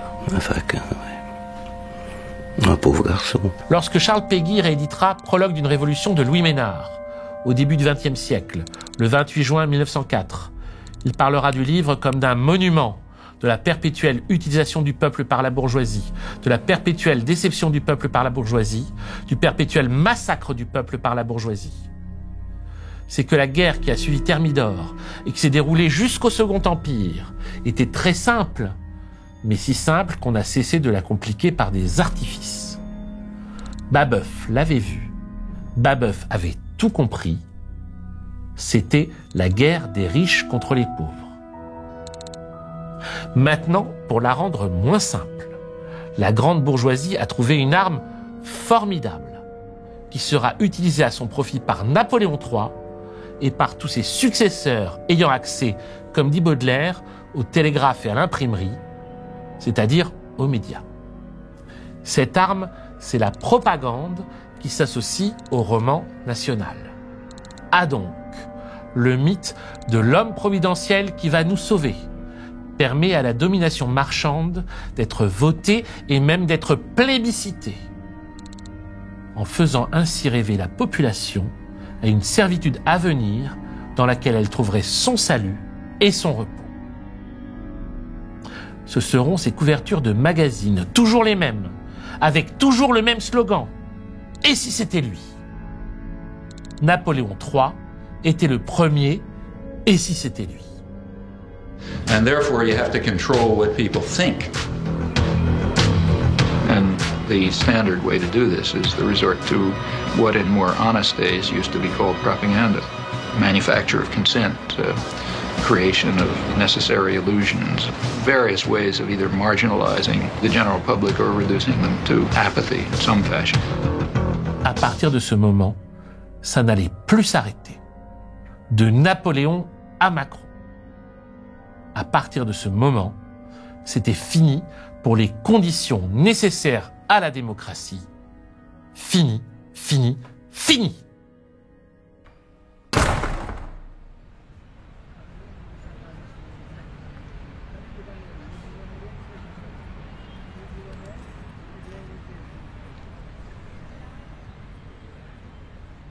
Je pense que vous l'avez compris, Napoléon Bonaparte est le personnage de l'histoire de France qui m'intéresse le moins.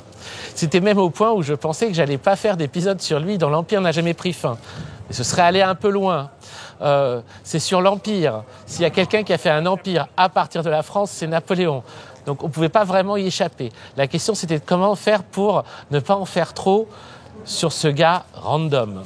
Pourquoi pour moi c'est un gars random? C'est un bon militaire, il est bon en maths, c'est une sorte de super ingénieur, quoi. Il va faire de la guerre quelque chose de technique. Là, si tu as une armée d'un côté, il faut en avoir une armée plus grosse en face. Là, tu gagneras. Le but, c'est de gagner. En fait, c'est pas Napoléon qui m'intéressait, c'est pourquoi il y a Napoléon, c'est ce qu'il y a autour. C'est-à-dire, Napoléon en soi, finalement, ça aurait pu être n'importe qui. Ce qui est important, c'est pour faire marcher cette espèce de parodie de démocratie, qui finalement s'est transformée en empire. Qu'est-ce qui s'est passé? Il s'est passé qu'après Thermidor, c'est-à-dire qu'une fois qu'on a mis fin au rêve de république sociale de Robespierre, Saint-Just et Couthon, le Directoire avait deux problèmes. Un problème, c'était les nobles qui voulaient récupérer leurs biens, qui étaient devenus biens nationaux, et de l'autre côté, les désirs de république sociale, à laquelle il n'y avait pas question de les donner. Eux, ils voulaient tout laisser aux plus riches, et donc il a fallu trouver un succédané de régime, une pseudo-démocratie, qui avait vite se transformer en despotisme, et qui a été le consulat. Ce qui est intéressant, c'est l'idée, en fait, qu'il a fallu trouver une mythologie pour faire passer la pilule, pour en gros mettre fin à un rêve de liberté et d'émancipation. Il a fallu inventer un mythe débile qui a été ce mythe de l'homme parti de nulle part et qui est arrivé au sommet du monde. Et ce mythe, il a tenu longtemps. Pendant un demi-siècle, les gens vont croire à Napoléon comme mythe.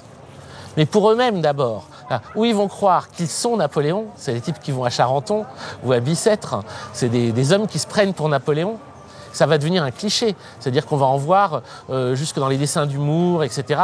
C'est vraiment un cliché, on le voit dans les films, on voit un asile, il y a toujours un mec qui se prend pour Napoléon, dans tous les asiles, dans tous les films, dans toutes les bandes dessinées. Pourquoi? Parce qu'il y a vraiment eu des gens qui se sont pris pour Napoléon.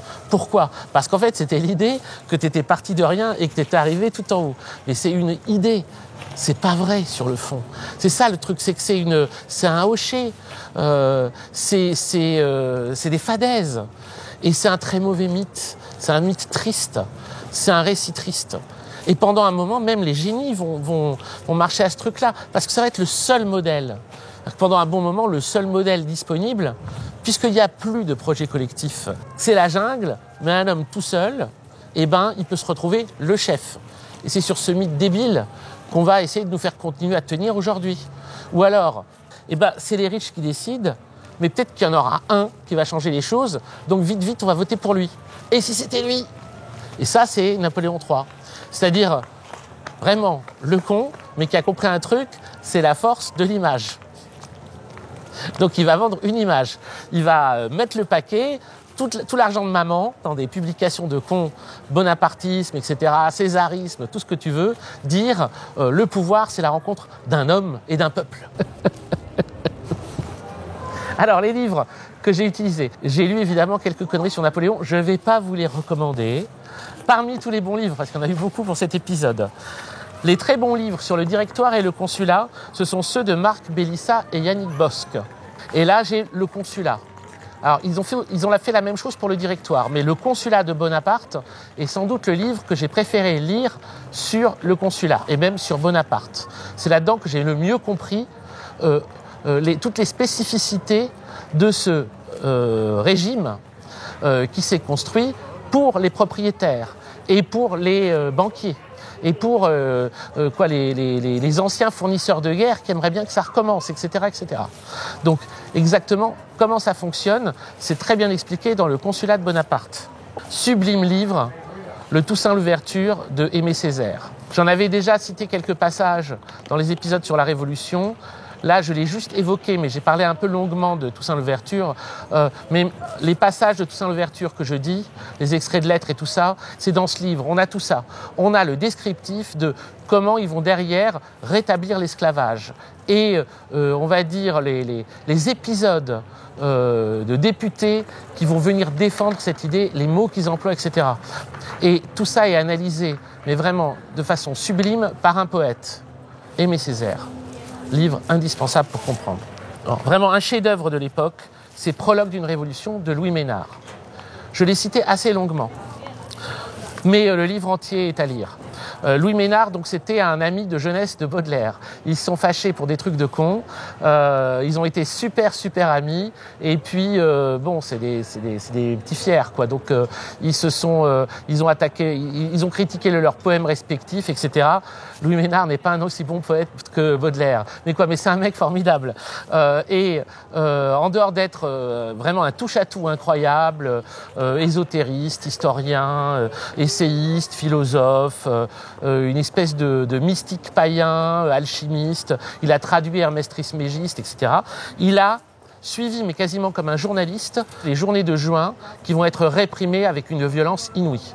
Et c'est lui qui décrit la dégueulasserie de la répression de ces journées de juin, qui étaient, je le rappelle, les journées qui ont été faites de soulèvement parce qu'on avait retiré les ateliers où les chômeurs, les ouvriers qui avaient été mis au chômage par deux choses, par la mécanisation des tâches, et donc il y avait moins besoin et le fait qu'on pouvait la donner à des enfants. Et dernier truc, cet excellent essai de Dolph Euler, je ne sais pas si je prononce bien, Juin 48, le spleen contre l'oubli, qui étudie comment le trauma qu'a été la répression inouïe des journées de juin est devenu un motif littéraire. Ce qui m'a beaucoup importé, c'est pour Baudelaire. Euler explique la présence des journées de juin dans les fleurs du mal. C'est inouï. C'est un travail qui n'avait, à ma connaissance, pas d'équivalent et qui est un des très beaux travaux qui ont été faits depuis Walter Benjamin. J'avais pas vu un aussi beau travail sur Baudelaire. Et un dernier livre, c'est un tout petit livre, mais il est dense. C'est le Testament de Flora Tristan. L'émancipation des femmes ou le testament de la paria. La paria, c'est son surnom. Son livre de voyage, il s'appelle Pérégrination de la paria. La paria, c'est Flora Tristan. Pourquoi ? Parce que c'est cette femme qui ne pouvait pas divorcer. Donc elle est partie, elle a quitté son mari, elle a vécu sous des faux noms, à droite, à gauche. Elle ne s'est pas contentée d'errer et de chercher sa liberté, elle a cherché la liberté des autres. Elle a eu l'idée de l'union ouvrière, elle a eu aussi l'idée de l'émancipation des femmes, elle a théorisé tout ça, mais elle l'a fait avec un style très lyrique et très mystique. Flora Tristan, c'est une mystique. C'est une mystique anarchiste, mais anarchiste, pas sans transcendance. C'est une lecture magnifique.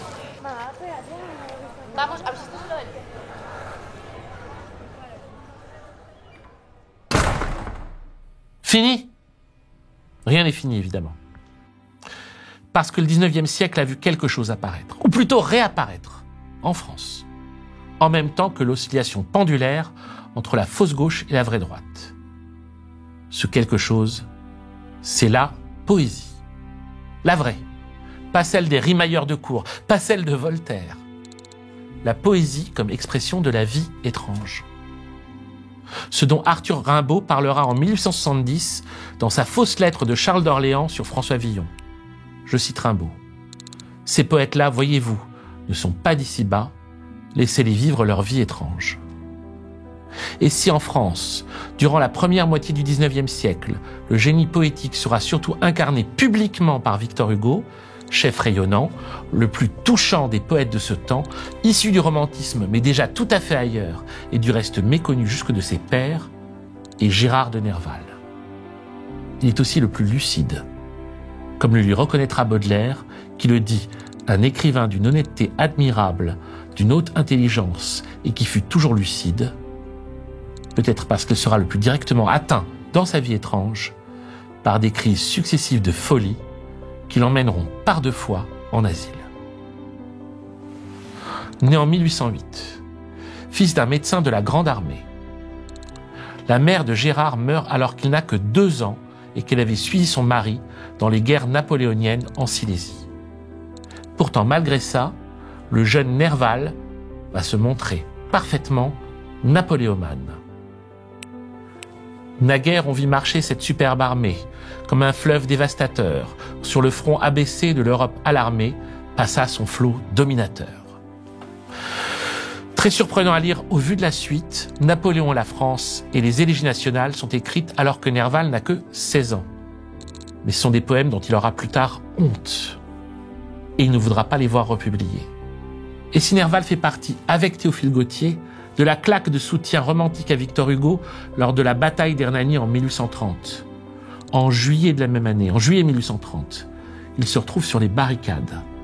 Et pendant 3 jours, il transporte des munitions et aide à évacuer les blessés et les morts. Pendant la monarchie de Juillet, Nerval va être traité de bousingot. Et il va même faire 2 fois de la prison pour ça. Qu'est-ce qu'un bousingot ? Un bousingot, c'est un chapeau de marin que portaient les volontaires du Havre venus au secours des Parisiens en juillet 1830. Et par extension, bousingot désignait un agitateur républicain. Ce qu'on appellerait aujourd'hui un gauchiste. Nerval va être traité de gauchiste. Et la presque totalité des textes autobiographiques de Nerval vont évoquer cette révolution confisquée de 1830 et prendre comme appui un sentiment qui ne peut que nous parler, celui de l'impuissance politique. L'impuissance politique chez Nerval, c'est celle de l'après-1830. Ces 18 trop longues années de scepticisme et de découragement politique et social qui succédèrent à la Révolution de Juillet. Il le racontera mieux que personne dans Sylvie, dans Les Filles du Feu. Je cite Nerval. C'est un mélange d'activité, d'hésitation et de paresse, d'utopie brillante, d'aspiration philosophique ou religieuse, d'enthousiasme vague, mêlé de certains instincts de renaissance, d'ennui des discordes passés, d'espoir incertain. Alors certes, toute l'activité artistique et poétique en France après 1830 est portée à la fois par la flamme de la Révolution et par le désenchantement des révolutions confisquées. Ainsi même la notion d'art pour l'art, qui va se développer durant toutes ces années, surtout sous la houlette de Théophile Gautier, grand ami de Nerval et premier soutien d'Hugo. Même cette notion est une pensée de révolutionnaire déçu. Mais c'est une idée qui va dépolitiser les écrivains du XIXe siècle. Une idée qui va les rendre misanthropes ou méprisants, quand ils ne deviendront pas carrément réactionnaires. Pas Nerval. Gérard de Nerval restera fidèle à ses convictions de 1830. Il revendiquera cette affiliation initiale en 1849, quand il répondra à un article l'évoquant comme d'un écrivain apolitique. Je cite Nerval. « Je ne suis pas un sceptique ne m'occupant ni de politique ni de socialisme.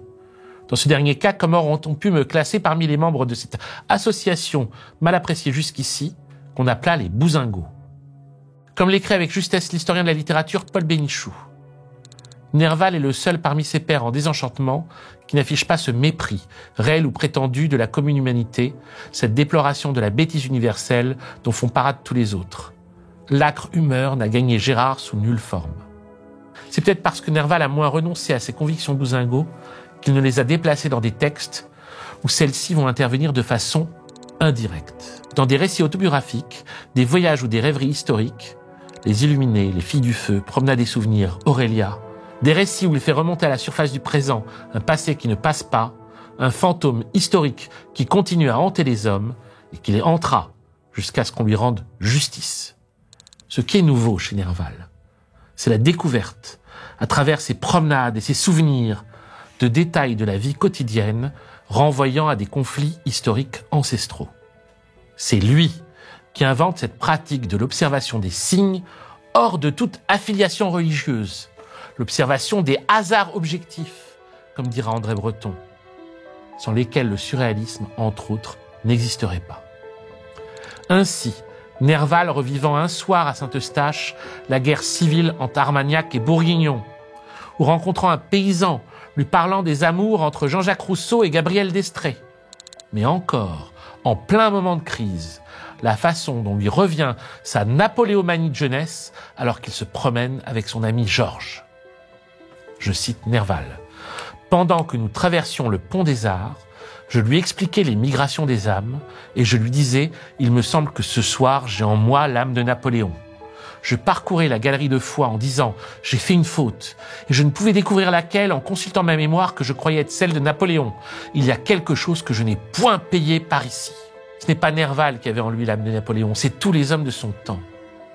Mais continuer à napoléoniser après les 6 millions de morts de Napoléon est bien une faute.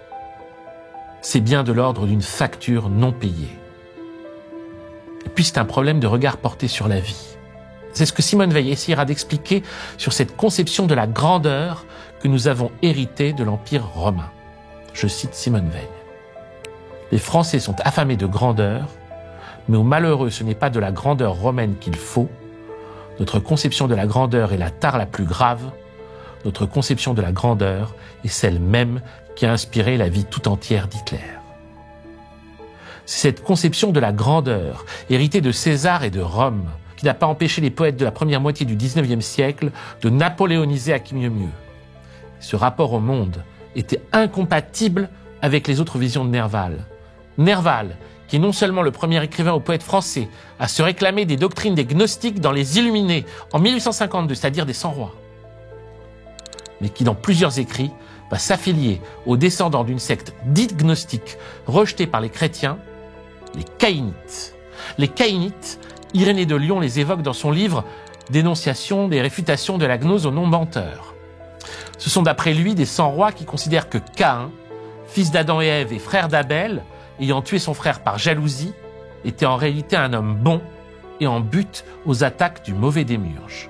Alors il est probable que les hérésiologues aient confondu avec les Sétiens, dont on a retrouvé les écrits à Nagamadi en 1945, des 100 rois qui ne disent pas descendre de Caïn, mais de Seth, le 3e fils d'Adam et Ève. Mais peu importe, parce que ce dont il s'agit ici, comme souvent avec les 100 rois, c'est d'une lecture alternative de la Bible ou des récits de la Genèse. Une lecture dans laquelle celui qui est présenté dans la Bible comme le Dieu Seigneur est dépeint comme un faux Dieu, fou et méchant. Dans la Genèse, Caïn est cultivateur, alors que son frère Abel est berger. Et ils présentent tous les deux des offrandes au Seigneur, mais ce dernier préfère l'offrande d'Abel. Je cite la Genèse. Le Seigneur tourna son regard vers Abel et son offrande, mais vers Caïn et son offrande, il ne le tourna pas. Oui, le démiurge préfère la viande aux légumes, c'est un bidochard.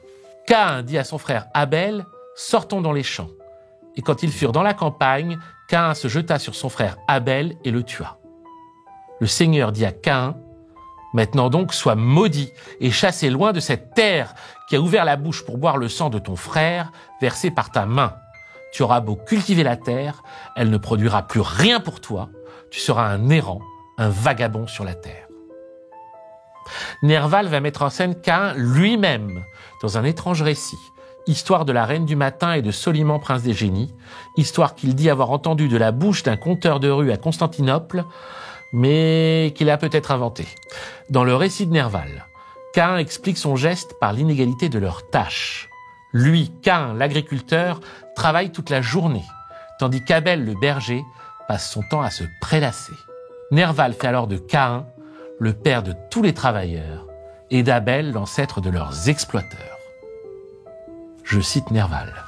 « Travaillant sans cesse, explique Caïn, arrachant notre nourriture au sol avare, inventant pour le bonheur des hommes des charrues qui contraignent la terre à produire, faisant renaître pour eux, au sein de l'abondance, cet Éden qu'ils avaient perdu, j'avais fait de ma vie un sacrifice. Tandis que j'arrosais de mes sueurs la terre où il se sentait roi, oisif et caressé, Adam paissait ses troupeaux en sommeillant. Je me plains, nos parents invoquent l'équité de Dieu, nous lui offrons nos sacrifices, et le mien est rejeté avec mépris. C'est ainsi que ce Dieu jaloux a toujours repoussé le génie inventif et fécond et donne la puissance avec le droit d'oppression aux esprits vulgaires. Son père Adam intervient alors durant cette prise de parole et reproche à Caïn les tyrannies subies ensuite par les hommes, tyrannies suscitées par la colère du démiurge. C'est à cause de toi, dit Adam, que Jéhovah a suscité des prêtres qui ont immolé les hommes et des rois qui ont sacrifié des prêtres et des soldats. Un jour, il fera naître des empereurs pour broyer les peuples, les prêtres et les rois eux-mêmes. La napoléomanie était incompatible avec cette vision à la fois sensible à la condition des travailleurs et hostile à toute forme d'autorité, qu'elle soit religieuse ou politique, a fortiori impériale. Elle était incompatible avec une lecture mystique associant les poètes aux prolétaires dans la malédiction qu'ils subissent de la part du démiurge. La napoléomanie était également incompatible avec le rapport de Nerval à l'amour. Nerval, amoureux transi d'une comédienne et chanteuse, Jenny Colomb, et portant son deuil une fois celle-ci décidée. Nerval écrivant ces vers fameux. « Je suis le ténébreux, le veuf, l'inconsolé, le prince d'Aquitaine à la tour abolie. Ma seule étoile est morte, et mon luth constellé porte le soleil noir de la mélancolie. » Je suis le ténébreux, le veuf, l'inconsolé, le prince d'Aquitaine à la tour abolie. Ma seule étoile est morte, et mon luth constellé porte le soleil noir de la mélancolie. On ne pourrait pas être plus loin de Napoléon, misogyne assumé et ennemi de toute sentimentalité. Napoléon dont Stendhal, napoléomane critique, décrivait avec dégoût le rapport à la sexualité. Je cite Stendhal. L'empereur assis à une petite table, l'épée au côté, signait les décrets. La dame entrait, il la priait de se mettre au lit sans se déranger. Bientôt, il la reconduisait lui-même avec un bougeoir et se remettait à lire ses décrets, à les corriger, à les signer. L'essentiel de l'entrevue ne durait pas 3 minutes. La napoléomanie n'était pas seulement incompatible avec la vision politique de Nerval, avec sa vision spirituelle et avec sa vision de l'amour. Elle était incompatible avec sa personnalité.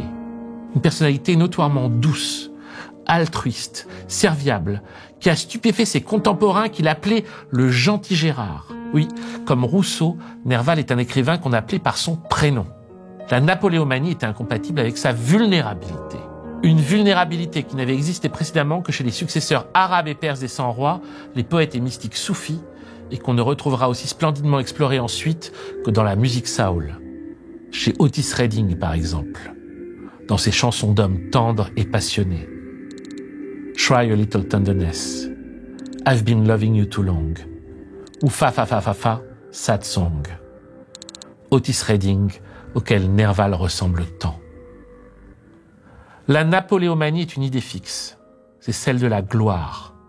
Celle que l'ambition individuelle est une qualité humaine qui devrait être matériellement couronnée par le succès et qui n'est entravée que par la jalousie des autres. Et cette idée ne nous a pas quittés, puisqu'elle est la conséquence de l'advenue d'une démocratie qui ne s'est pas accompagnée d'une compréhension de l'intérêt général, mais s'est éparpillée dans la confusion des intérêts privés. Napoléon, c'est ce que produit la démocratie lorsqu'elle décide d'ignorer la justice sociale. C'est ce que produit le capitalisme quand il a peur. Tant qu'on n'aura pas définitivement compris que la seule et unique solution sera révolutionnaire, à la fois politique, spirituelle et poétique, on continuera à faire mumuse avec des hommes providentiels et un mélange de hochets et de massacres pour récompense. Et toutes ces saletés nous rentreront dans l'âme. Le premier poète à ne pas napoléoniser sera également le premier à vraiment aimer Nerval d'amour. Ce sera Charles Baudelaire, encore une fois, écrivant pour la préface inachevée des Fleurs du Mal cette phrase qu'on devrait graver sur le fronton du Panthéon: « Le grand homme est bête ». Oui, il aura fallu Napoléon III pour venir à bout du culte de Napoléon chez les poètes. Désormais, il n'y aurait plus que des droitards fragiles qui ont besoin de se prouver à eux-mêmes leur virilité pour continuer à napoléoniser. À partir de Nerval et de Baudelaire, la quête du poète, se confondant avec celle des 100 rois, ne peut plus se confondre avec la gloire. Les poètes ne chercheront plus à s'imposer au centre de la société, mais ils se tiendront dans la marge, parmi les freaks. Leur grandeur ne sera plus celle de César ou de Napoléon, elle sera de donner de la voix à ceux qui sont sans voix. Comme dira Antonin Artaud, c'est pour les analphabètes que j'écris. Les paroles sont un limon qu'on n'éclaire pas du côté de l'être, mais du côté de son agonie. Et de même que Philippe Cadic avait opposé César et le Christ, on opposera Toussaint Louverture et Napoléon, Flora Tristan et Napoléon, Otis Redding et Napoléon, Gérard de Nerval et Napoléon. Oui, tel est le récit sous-jacent rapporté à travers les âges depuis 2000 ans et qui en même temps n'est jamais rapporté. Non, rien n'est fini, rien n'est jamais fini. Nous sommes en 1870, à la fin du règne de Napoléon III, avant les dernières arnaques minables qui précipiteront sa chute. Flora Tristan est morte depuis 26 ans, Balzac depuis 20 ans, Nerval depuis 15 ans, Baudelaire depuis 3. Et nous sommes le 10 janvier.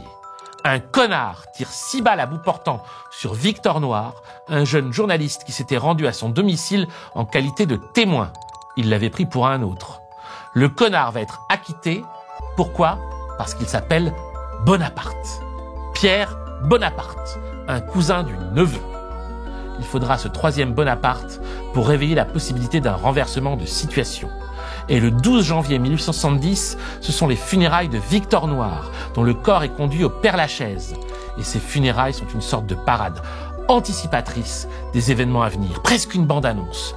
200 000 personnes suivent son convoi sur les champs. Toutes les corporations ouvrières, des étudiants, et tous ceux qui, un peu plus d'1 an plus tard, vont vivre le plus grand, le plus beau et le plus tragique moment de toute l'histoire de France, la Commune de Paris. Dans cette foule, il y a Louise Michel. Elle a 40 ans et elle porte sur elle un poignard. Le cortège s'allongeait immense, répandant autour de lui une sorte de terreur, écrira Louise Michel. À certains endroits d'étranges impressions passées, on avait froid et les yeux brillaient comme s'ils eussent été de flammes. Il semblait être une force à laquelle rien ne résisterait. C'est quand vous croyez avoir compris l'histoire qu'elle vient de vous échapper. C'est quand vous êtes épuisé qu'elle revient vous chercher. C'est quand vous la saisissez au vol, qu'elle vous glisse entre les doigts. C'est quand vous pensez que c'est fini, que ce n'est pas encore commencé. Merci d'avoir vu cet épisode de l'Empire n'a jamais pris fin et rendez-vous dans 1 mois pour le suivant. Si celui-ci vous a plu, likez, commentez, partagez, abonnez-vous à Blast, activez la cloche. Les 7 épisodes diffusés l'année dernière font désormais l'objet d'un livre. L'Empire n'a jamais pris fin, tome 2, de Rabelais à la Révolution. Il s'ajoute au premier tome et sort 7 semaines aux éditions Florent Massot et Blast. Il contient même un texte supplémentaire, Quid de Sade, sur Sade et la Révolution. Il sera dès le 16 octobre dans toutes les bonnes librairies et le lancement aura lieu ce mercredi 15 octobre à 19h à la librairie Le Mont-en-l'Air, 2 rue de la Mare, Paris 20e arrondissement. Vous êtes les bienvenus. Et si vous n'aimez pas cette histoire du 19e siècle perçue comme une lutte contre la napoléomanie, nouvelle arme de la guerre des riches contre les pauvres, alors dites, avec Louis-Napoléon et Louis Sarkozy et contre Nerval et Baudelaire, que le grand homme n'est pas bête et qu'il offre au peuple, sinon le bonheur, un nouveau départ. Bonne chance, mon papa. Image, Cyprien Bizot. Assistant montage, Mehdi Lacal. Graphisme, Margot Simon. Graphisme, Morgane Sabouret. Musique, Baptiste Veillant. Son, Théo Duchesne. Réalisation, Mathias Enthoven. Réalisation et montage, Ameyes Aitofela. Je ne savais pas qu'un fruit pouvait avoir un tel goût.